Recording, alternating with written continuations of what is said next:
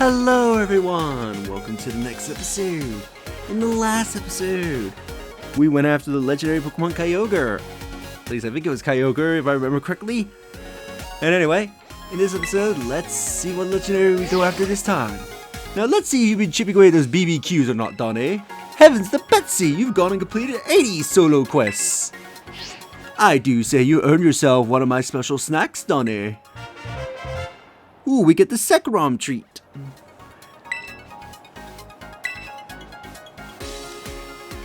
There's a Zekrom treat. You know Zekrom, frightfully rare that one. Not your run-of-the-mill Pokemon. Speaking of Zekrom, I do recall this one particular encounter when I was a younger fella. I do set out from Mantagoza, thinking I would walk all the way to Artisan from there. I was making fine progress when this great black shadow streaked across the sky to the east. I was consumed with curiosity, that's for sure, so I climbed real high to catch a better look. And wouldn't you know it, there was Zekrom. I stared at it like a country lad seeing his first city. It came down and landed right near me. We watched one another for a time. I couldn't help but bask in how magnificent Zekrom is. It loves that snack you have there, so you might just have a shot at meeting it too. If you run into old Zekrom, you be sure to give it my best. So, we have an idea where Zekrom is. Based on his story, he said he was going from Mazdagoza to Artisan. So that gives us an area to look at. The only way to... this gives us an area to look at. So the only way to get from Mazdagoza directly to Artisan is through South Province Area 3. However, it is not where you think it's going to be, as he mentioned he climbed up somewhere really high. This one will actually take you to an area you have very little reason to explore in this area. And you have probably never even bothered to come here. Because you either never thought about it, or just simply never had a reason to look here. Because as far as I'm aware, there is no Pokemon that is exclusive up here. Or items that I think are worthwhile getting. At least from my memory. But I know for a fact there aren't any super exclusive Pokemon that's up here that will give you a reason to climb all the way up here, because Zekrom is actually somewhere up here. Now you can see a bit of ruins here, and yeah, you would probably never have come here normally. Unless you were fully dedicated to exploring every inch of Paldea.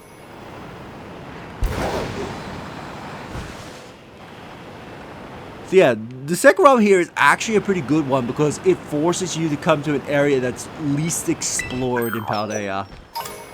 If you were to probably put up top 10 areas that are the least explored in Paldea, this would probably be one of them. You get Fire Blast, there are a few Gimmighouls around, and there is a Braviary flying around, so it's not a bad place to get Braviary. Though generally you can find Braviary in the desert, so not that much of a draw to come here. Anyway, I forget exactly where Zekrom is on this mountain. I know that he is somewhere around. I believe he's around the outer edges, if I remember correctly.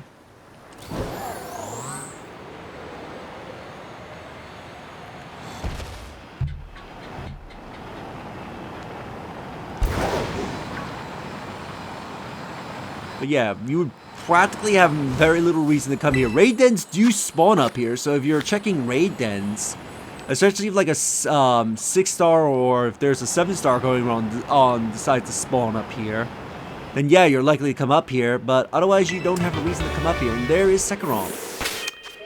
Alright, who do I want to take with me? I can't paralyze him because he's part electric. I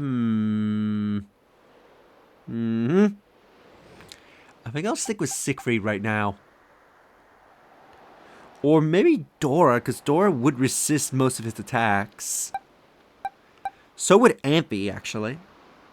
Yeah, let's go with Amp. Save the game.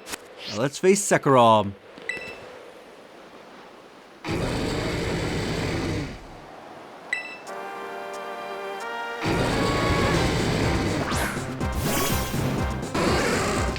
Alright, Zekrom!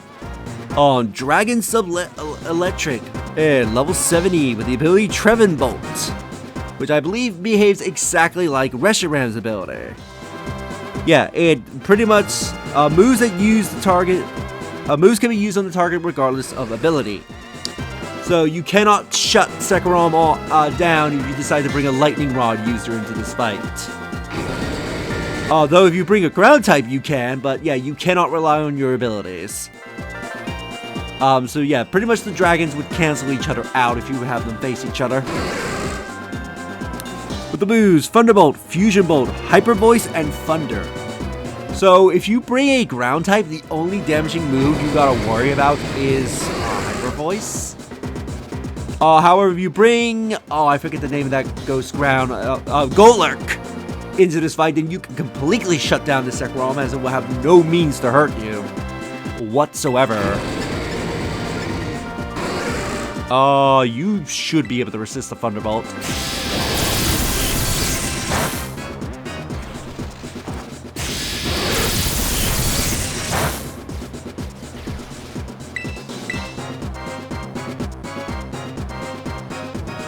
Yep, it's got Thunder. Do not use Rain Dance in this fight, so you're going to be benefiting this Zekrom with that Thunder it has.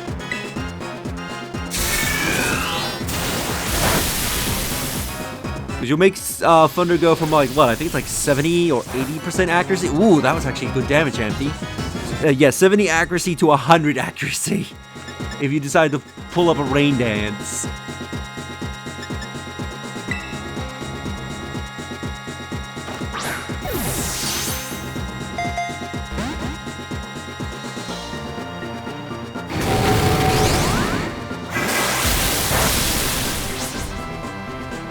Let's start throwing Pokeballs at it.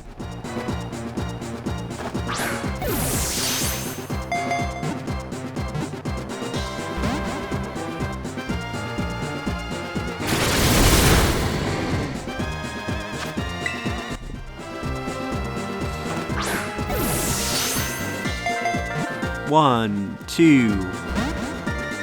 Alright, we're getting 2 shakes consistently. That's not too bad. Can we go for 3?